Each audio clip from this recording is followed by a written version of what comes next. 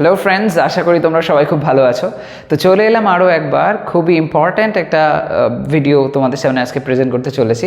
Actually তোমরা যে দেখেছো, আমি জাস্ট 2 দিন আগে আমি যে ভিডিওটা আপলোড করলাম, যেখানে তোমরা দেখলে যে আমি এমন কিছু লাইন প্রেজেন্ট করেছিলাম যেগুলো দৈনন্দিন জীবনে তোমরা খুব ইউজ করতে পারো এবং যার জন্য বিশাল কিছু খুব বেশি কিছু কনসেপ্ট জানার দরকার নেই, একদম সিম্পলভাবে লাইনগুলো করা যায়। তো তোমরা আমাকে সেটার ভিডিওর আর কি কমেন্ট সেকশানে আমাকে জানিয়েছো যে এরকম ধরনের ভিডিও আরও আনার জন্য।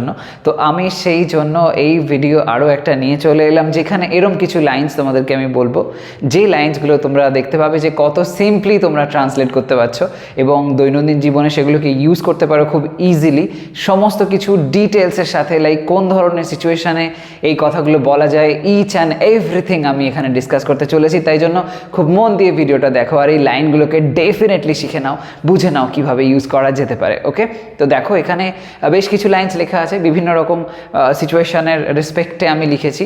তো প্রথম যে লাইনটা সেটা দেখো কি বলছে, তুমি স্টেজে আগুন লাগিয়ে দিলে। তুমি স্টেজে আগুন লাগিয়ে দিলে, এই যে কথাটা, এই কথাটা আমরা অনেক ক্ষেত্রে বলে থাকি। কেমন সিচুয়েশন? ধরে নাও এরকম একটা ম্যাটার হলো যে তোমার বন্ধু হয়তো কোনো একটা পারফরমেন্স দিয়েছে, পারফরমেন্সটা দেওয়ার পরে তোমার কাছে এসে বলছে কিরে কেমন লাগলো, তখন তুমি সেক্ষেত্রে এরকম বলো তো, তাই না, যে আরে ভাই পুরো স্টেজে আগুন লাগিয়ে দিয়েছিস, এই যে কথাটা। এরম ধরনের সেন্সে কীভাবে বলবে এটা? খুব সিম্পলি বলা যায়। দেখো এখানে যে টেন্সটা রয়েছে সেটা রিয়েলাইজ করে নাও, তাহলে লাইনটাকে ঠিকভাবে লিখতে পারবো। লেখা আছে দেখো, লাগিয়ে দিলে। এই যে দিলে, করলে, খেলে, এরম সেন্স মানে সিম্পল পাস্ট টেন্স, সাবজেক্টের পরে ভার্বের সেকেন্ড ফর্ম বসিয়ে এটা করতে হয়।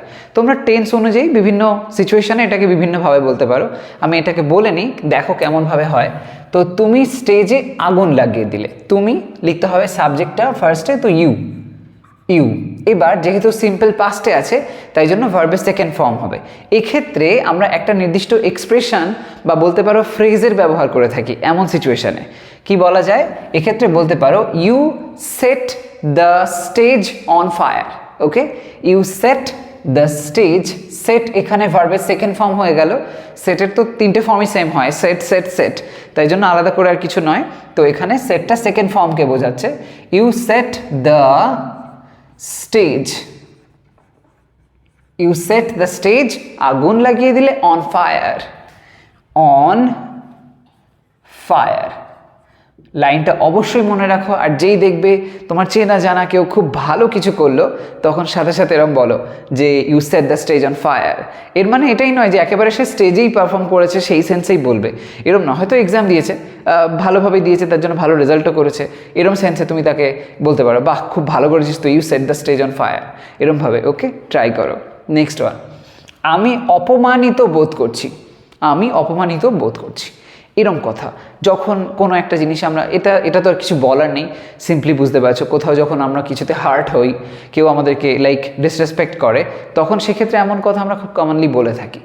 এই যে সেন্সটা কীভাবে বলা যায় এটার জন্য, এই যে অপমানিত বোধ করছি, দেখো বলা হচ্ছে করছি, খাচ্ছি, যাচ্ছি, মানে কোন টেন্স হচ্ছে? Present continuous tense. তো তাতে লাইনটাকে লিখতে হবে। চলো লেখা যাক এক্ষেত্রে কীভাবে বলা যায়। আমি তো আই লিখলাম, অপমানিত বোধ করছি। আই লেখার পরে শেষের দিকে আসবো, সেখানে লেখা আছে কি? বোধ করছি। বোধ করা মানে অনুভব করছি, ফিল করছি, সেটা লিখতে হবে। তার মানে আই অ্যাম ফিলিং বা আম ফিলিং। ওকে, আম ফিলিং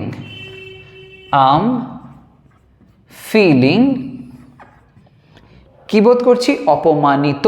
এক্ষেত্রে অফেন্ডেড এটা ব্যবহার করো, অফেন্ডেড। আম ফিলিং অফেন্ডেড।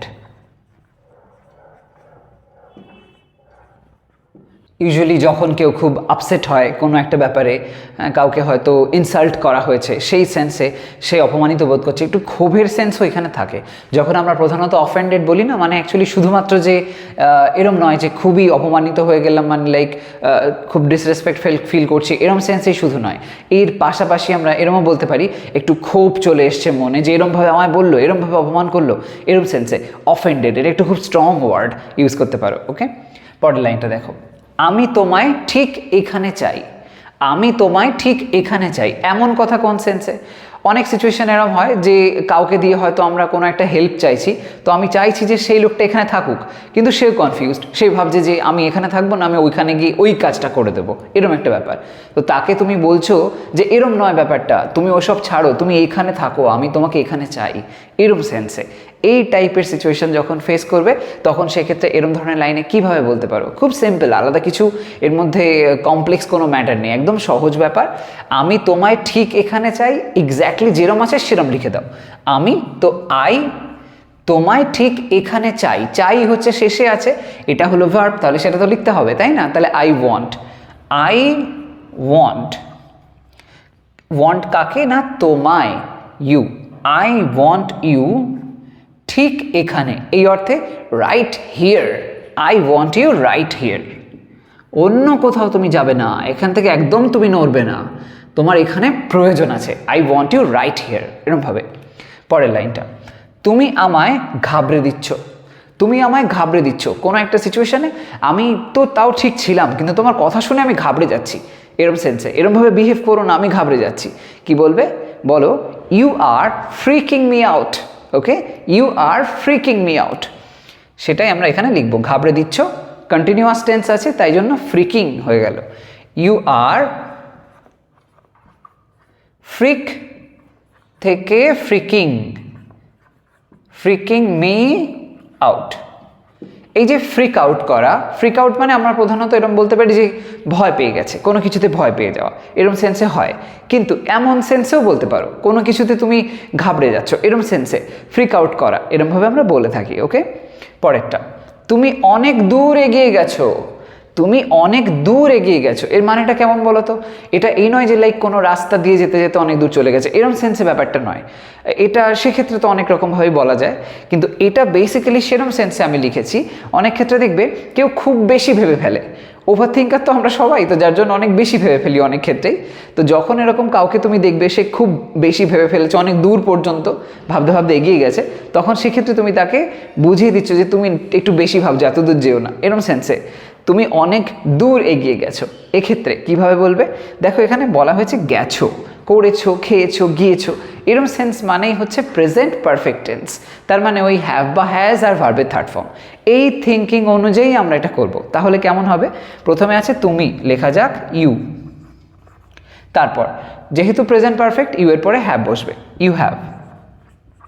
অনেক দূর এগিয়ে গেছো, যাওয়া সেন্সে কি হয়? গো হয়, সেটা third form, go, went, gone. You have gone অনেক দূর, too far, you have gone too far, তুমি অনেক দূর এগিয়েছো, আর যেও না, থেমে যাও এখানে, you have gone too far, এরকমভাবে বলো। তোমার কথার কোনো আগা মাথা নেই, কি বলো কিছু বোঝা যায় না, তোমার কথার কোনো আগা মাথা নেই, এরম সেন্সে কি বলা যায়? এই যে আগা মাথা, এটার ক্ষেত্রে ইংলিশে কি বলবো? ওইভাবে ঠিক কোনো ওয়ার্ড এক্স্যাক্টলি নেই, কিন্তু আমরা এরম সেন্সে ব্যবহার করতে পারি পয়েন্টলেস, এই কথাটা পয়েন্টলেস। তো সেরম সেন্সে তোমার কথার কোনো আগা মাথা নেই, তো তোমার কথার মানে your words. Okay, your words, your words, your words R pointless, মানে কোনো ঠিক ঠিকানা নেই, যা খুশি বলে দিচ্ছে, কোনো অর্থ নেই, এরম সেন্সে your words R pointless, meaningless, এরম ধরনের আর কি, বুঝলে? পরেরটা, তুমি আমাদের বোকা বানাতে পারবে না, তুমি আমাদের বোকা বানাতে পারবে না, এটা খুব কমন লাইন, আমরা তো এরম লাইন অনেক সিচুয়েশানেই বলে থাকি। আই থিঙ্ক অলরেডি তোমরা এই লাইনটা কীভাবে বলতে পারি সেটা বুঝে গেছো। এই যে লাইনটা, এটা আমরা সিম্পলি এরমভাবে বলতে পারি যেখানে মোডালের ব্যবহার হয়, যেহেতু দেখতেই পাচ্ছ পারবে না, সেই পারা না পারার ব্যাপার আসছে, তার মানে ক্যানের ব্যবহার করতেই পারি, সেরম সেন্সে করব। তো লেখা যাক তুমি আমাদের বোকা বানাতে পারবে না, তো ইউ, এবার পারবে না, তো ইউ কান্ট, ইউ কান্ট ফুল আস, বোকা বানাতে পারবে না, ইউ কান্ট ফুল, ফুল মানে বোকা, আমাদের আস, ইউ কান্ট ফুল আস, এরমভাবে বলতে পারো যে ইউ ক্যানট মেক আস ফুল, এরম কিছুও বলতে পারো, সব চলবে। তো ইউ কান্ট ফুল আস, এটা খুব কমন একটা লাইন, খুব বলা হয় দৈনন্দিন জীবনে, সেরম সেন্সে। পরের লাইনটা, এটা কাছাকাছিও না, এটা কাছাকাছিও না, মানে এটা এরম সেন্সে বলেছি যে কোনো একটা কাজ দেখবে এরকম অনেক সিচুয়েশন হয় যেখানে দেখা যায় যে কেউ কোনো একটা কিছু করার চেষ্টা করে এবং করার পরে বলে যে তুমি যেটা ভাবছিলে সেরকম কি হয়েছে, তুমি যেরকম এক্সপেক্ট করেছিলে সেরকম কি হয়েছে, এরম সেন্সে। তখন আমরা বলি না যে না না ও এটা কাছাকাছিও যায়নি, এরম যে কথাটা, এটা কাছাকাছিও না, এরম সেন্সে কীভাবে বলতে পারো? এক্ষেত্রে লাইনটা তোমরা এরমভাবে বলতে পারো যে এটা তো সেই সেন্সে ইটস বা ইট ইজ, এরমভাবে লিখতে পারো ইট ইজ বা ইটস। আমি এখানে ইটস করলাম। ইটস না সেন্সে নট বসাও, ইটস নট ইভেন ক্লোজ, কাছাকাছিও না, it's not even close. It's not close যদি বলতাম তাহলে এটা কাছাকাছি না এরম হতো, কিন্তু যেহেতু কাছাকাছিও না, একটা জোর দেওয়া ব্যাপার আছে, এরম সেন্সে ইটস নট ইভেন ক্লোজ এরমভাবে। ওকে, শুধু ওটা মানে এই লাইনটা যে তোমরা সবসময় এরকম ইটস করে বলতে হবে তা নয়, একদম সিম্পলি বলতে পারো নট ইভেন ক্লোজ, তার মানে কাছেও যায়নি, একেবারে তুমি যা বলছো বা তুমি যা করেছো যেটা হওয়ার দরকার ছিল তার কাছাকাছিও যায়নি, সেটা not even close. Next one, তুমি একটা জেদি লোক, তুমি একটা জেদি লোক, এই কথার তো লাইক এমনি লাইন থেকে আমরা বুঝতে পারছি কেমন সেন্সে বলে থাকি। এক্ষেত্রে কি বলা যায়? জেদি অর্থে অনেক রকমেরই সেন্সে এটাকে ব্যবহার করা যায়, বাট এখানে আমরা স্টাবার্ন কথাটা বলতে পারি। ওকে, স্টাবার্ন। তাহলে লাইনটা কেমন হবে? তুমি একটা জেদি লোক, তো এটা ইন জেনারেল বলা হচ্ছে সব সময় এরকম, তো সেই সেন্সে ইউ আর আ স্টাবার্ন গাই এরকম লেখা যায়। You are a stubborn guy. Okay, you are a stubborn guy, তুমি একটা জেদি লোক। পরেরটা দেখো, আমি এখন পরিষ্কার দেখতে পাচ্ছি, আমি এখন পরিষ্কার দেখতে পাচ্ছি। এই কথাটা সিম্পলি এরকম নয় যে লাইক চোখে দেখতে পাচ্ছি এরকম অর্থে কিন্তু এটা অ্যাকচুয়ালি বলা হয়নি, এটা একটু অন্যরকমভাবে, যদিও লাইনটা আমরা সেরকম পয়েন্ট অফ ভিউ থেকেই লিখবো, কিন্তু তবু এর অ্যাকচুয়াল মিনিংটা এরকম ধরনের। অনেক ক্ষেত্রে দেখা যায় যে কোনো একটা সিচুয়েশান, কোনো একটা প্রবলেম, কিভাবে সেই প্রবলেমটা কাটাতে হতে পারে, কিভাবে প্রবলেম থেকে বেরোতে হয় বুঝতে পারছো না, কিন্তু যে মোমেন্টেই তুমি বুঝতে পারছো তখন তুমি বলো ও আচ্ছা এই ব্যাপার, এইবার আমি সব পরিষ্কার বুঝতে পারছি বা পরিষ্কার দেখতে পাচ্ছি কি করতে হবে, এরকম সেন্সে। এক্ষেত্রে কিভাবে বলা যায়? এক্ষেত্রে বলতে পারো এরকমভাবে, আমি এখন পরিষ্কার দেখতে পাচ্ছি। দেখো লাইন বলা আছে যে পাচ্ছি, এরকম সেন্সে আমরা ক্যানের ব্যবহারও করতে পারি, কারণ এটা এখানে ঠিক কন্টিনিউয়াসের সেন্স অনুযায়ী নয়, ওই এবিলিটি সেন্সে বলা হচ্ছে, তো সেরকম সেন্সে ক্যানের ব্যবহার করা যেতে পারে। তাহলে এটা আমরা এরকমভাবে বলতে পারি, আমি এখন পরিষ্কার দেখতে পাচ্ছি, আই ক্যান। এবার পরিষ্কার সেন্সটা আগে লিখে দিই, I can clearly see now, I can clearly see now, আমি এখন পরিষ্কার দেখতে পাচ্ছি। এরকম একটা সিম্পল ব্যাপার। ওকে, কিভাবে এই সলিউশনটা পেতে হবে, প্রবলেমটা কিভাবে ওভারকাম করতে হবে, আমি সেটা পরিষ্কার দেখতে পাচ্ছি, আই ক্যান ক্লিয়ারলি সি নাও, এরকমভাবে বলে, একদম সিম্পল একটা লাইন। পরেরটা, আমি আমার কানকে বিশ্বাস করতে পারছি না, আমি আমার কানকে বিশ্বাস করতে পারছি না। খুব কমন লাইন, অনেক ক্ষেত্রে আমরা বলে থাকি, অনেক জায়গায় শুনেও থাকি এরকম সেন্সে যে তুমি কি বলছো আমার দ্বারা বিশ্বাস করা সম্ভব না, আমি নিজের কানকেও বিশ্বাস করতে পারছি না, এই কি করে হতে পারে, এরকম একটা সেন্স। কি বলা যায়? একদম সহজ ব্যাপার, বিশ্বাস করতে পারছি না, এখানেও আমরা ওই ক্যান সেন্সে বলতে পারি। তো সেই সেন্সে আই পারছি না, ক্যান নট, বা আই কান্ট কে বিশ্বাস করতে পারছি না, তো বিশ্বাস করা তার মানে বিলিভ। আই কান্ট বিলিভ আমার কানকে, মানে my ears, I can't believe my ears. এ তুমি কি বলছো, এ তো বিশ্বাস করা সম্ভবই না, I can't believe my ears. Okay, it's very simple. পরেরটা, আমি তো হতবাক ছিলাম, এরকম সেন্সে কিভাবে বলা যায়?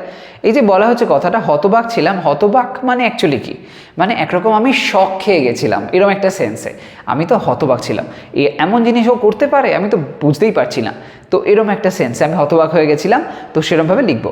এবার দেখো, যদি আমরা এই লাইনটাকে বোঝার চেষ্টা করি, একটা কোনো সিচুয়েশনের দ্বারা আমি হতবাক ছিলাম, মানে এটা প্যাসিভে বলতে পারি লাইনটাকে, তো সেই সেন্সে যদি লিখি আমরা তাহলে বলতেই পারি যে আই ছিলাম বলা হয়েছে, তার মানে এটা অতীতকাল, সিম্পল পাস্টের সেন্স অনুযায়ী লিখব, তাহলে হবে আই ওয়াজ শকড, এটা বলতে পারি।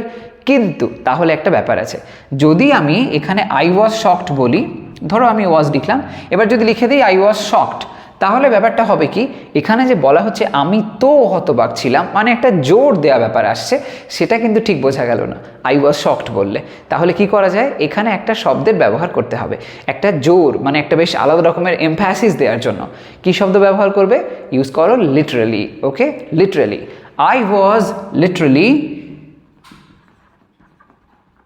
Shocked. I was literally shocked, তার মানে আমি তো হতবাক ছিলাম। এটা কিভাবে হতে পারে, আই ওয়াজ লিটারালি শকড এরকমভাবে। ওকে, নেক্সট ওয়ান, এটা আমার হাতের বাইরে। এটা আমার হাতের বাইরে, আমার কোনো কন্ট্রোলই নেই এটার উপরে। তুমি আমাকে বলে কি করবে, আমার দ্বারা কিছুই হবে না, এরকম একটা সেন্সে আমি চাইলেও ঠিক করতে পারবো না, আমার হাতের রেঞ্জের বাইরে চলে গেছে। তখন কি বলবো, একদমই যেরকম শব্দ লেখা আছে সেইভাবেই ওটাকে ট্রান্সলেট করে দাও, এই সেন্সটা ওখান থেকে এসে যাবে। কিভাবে, এই যে দেখো, এটা আমার হাতের বাইরে, ইট হাতের বাইরে মানে এটা হয় হাতের বাইরে, তো ইটস হাতের বাইরে সেন্সে ব্যবহার করো out of. It's out of, আমার হাতের বাইরে, তো আউট অফ আমার হাতের বাইরে মানে my hand, it's out of my hand. আমি আর কিছু করতে পারবো না, it's out of my hand হলো। পরেরটা দেখো, আমি তোমায় পাই না। দেখো ব্র্যাকেটে লিখেছি ফোনে। এরকম অনেক সময়ই হয় যে কাউকে আমরা ফোন করছি, তাকে ফোনে পাচ্ছি না, তখন বলি এরকম যে আমি তোমায় পাই না, তোমায় যখনই ফোন করি আমি তোমায় পাই না। এক্ষেত্রে কি বলবে, এরম সেন্সে এটা অ্যাকচুয়ালি দেখবে যখন ওরা ফোন কলে আমরা কাউকে পাই না, তখন সেক্ষেত্রে হয়তো রিংও হচ্ছে না, তখন ওরা অলরেডি কাস্টমার কেয়ার থেকে বলে দেয় যে ওই রেকর্ডেড যে ভয়েসটা সেটা আমরা শুনতে পাই, তাতেই বলা থাকে। তো সেরকমভাবেই বলতে পারি। কিভাবে বলবো, না পাওয়া মানে অ্যাকচুয়ালি তাকে রিচ করা। রিচ মানে জানি পৌঁছানো, তো তার কাছে যাই না আমরা বা তাকে পাই না আমরা, এই সেন্সে রিচের ব্যবহার করতে পারো। তখন সেক্ষেত্রে বলো আই কান্ট রিচ ইউ বা আই ক্যানট রিচ ইউ এরমভাবে। ওকে, আই কান্ট রিচ ইউ। তোমরা এটাকে আই কান্টও বলতে পারো, আই ক্যান্টও বলতে পারো, both possible. Okay, I can't reach you, তো আমি তোমায় পাই না, আমার দ্বারা সম্ভব না, এরকম একটা ব্যাপার। নেক্সট ওয়ান, ওর ঠিকঠাকই চলছে। ওর ঠিকঠাকই চলছে, তো তোমাকে কেউ জিজ্ঞেস করছে তোমার কোনো আরেকজন চেনা পরিচিত কারোর সম্পর্কে, সে কেমন আছে, ওর কেমন কাজকর্ম চলছে, তখন সেক্ষেত্রে তুমি বলছো এরকমভাবে যে ওর ঠিকঠাকই চলছে। তো এরকম সেন্সে কি বলবে, তো এমন সেন্সে দেখো বলা যেহেতু হচ্ছে চলছে, মানে কাজটা চলার কথা হচ্ছে, মানে প্রেজেন্ট কন্টিনিউয়াস টেন্স, তো সেই টেন্সটা মাথায় রেখে বলবো। তাহলে কি বলবো, এখানে ওর বলা হচ্ছে, তার মানে ওটা হি বা শি, কেউ একজন এরমভাবে বলতে পারি। তো লেখা যাক ওর সেন্সে হি। এবার ওর চলছে মানে ও কাজ করছে, এইটা বলতে হবে, তার মানে হি ইজ ডুইং এটা লিখতে হবে। তো হি ইজ না লিখে আমরা হিজ করে দিতে পারি এরমভাবে, ডুইং, হি ইজ ডুইং ঠিকঠাকই মানে all right, he is doing all right, he is doing all right মানে ওর ঠিকঠাকই চলছে, এরকম একটা ব্যাপার। পরের লাইনটা কি বলছে দেখো, আমি সর্বদা তোর পিছনে থাকবো। আমি সর্বদা তোর পিছনে থাকবো মানেটা কি, আমি তোর পিছনে সবসময় সাপোর্ট হিসেবে থাকবো, তো চিন্তার কিছু কারণ নেই, তুই এগিয়ে যা, আমি তোর পিছনে সবসময় আছি, এরকম একটা সেন্সে। এই যে কথাটা বলা হচ্ছে যে তোর পিছনে আমি সবসময় থাকবো, এরকম সেন্সে কি বুঝতে পারছি যে এটা ফিউচারে বলা হচ্ছে, মানে ফিউচারে যখন তোর দরকার হবে আমায় তুই পাবি, আমি তোর পিছনে থাকবো, এরকম সেন্সে। তুমি তোমার বন্ধুকে হয়তো বলছো, তো এখানে যেহেতু এটা ফিউচারে বলা হচ্ছে, তার মানে সিম্পল ফিউচারের ফরম্যাট অনুযায়ী আমরা এটা করতে পারি। লেখা যাক, এখানে আছে আমি, তো আমি মানে আই, এবার থাকবো যেহেতু সিম্পল ফিউচার, তাই জন্য আই উইল বলতে পারি। তো চলো এটা আমরা এরকমভাবে লিখে দিই, আই উইল লিখলাম, আই উইল। আই উইল কি, সর্বদা তোর পিছনে থাকবো, সর্বদা, অলওয়েজ, আই উইল অলওয়েজ। এখানে এই পিছনে থাকবো সেন্সে একটা এক্সপ্রেশন, খুব কমন একটা এক্সপ্রেশন আমরা ব্যবহার করতে পারি, সেটা হচ্ছে have your back. Have your back, I will always have your back হলো, I will always have your back, তোমার চিন্তার কোনো কারণ নেই, এরকম সেন্সে আমি সবসময় তোমার পেছনে সাপোর্ট হিসেবে থাকবো। তো এই যে দেখতে পেলে এরকম খুবই মানে সিম্পল ওয়েতে আমরা এরকম ধরনের লাইন্সগুলোকে বানাতে পারলাম। তো তোমরা এই ধরনের লাইনগুলো ডেফিনেটলি প্র্যাকটিস করো, যখনই সুযোগ পাবে তখন একদম নির্দ্বিধায় এরকমভাবে টুকরো টুকরো ইংলিশ ব্যবহার করতে থাকো, ফ্লুয়েন্সিটা খুব সহজে চলে আসবে। ওকে, এই ওভারঅল ম্যাটারটার একটা স্ক্রিনশট যদি নিতে চাও, আমি সরে দাঁড়াচ্ছি, নিয়ে নাও।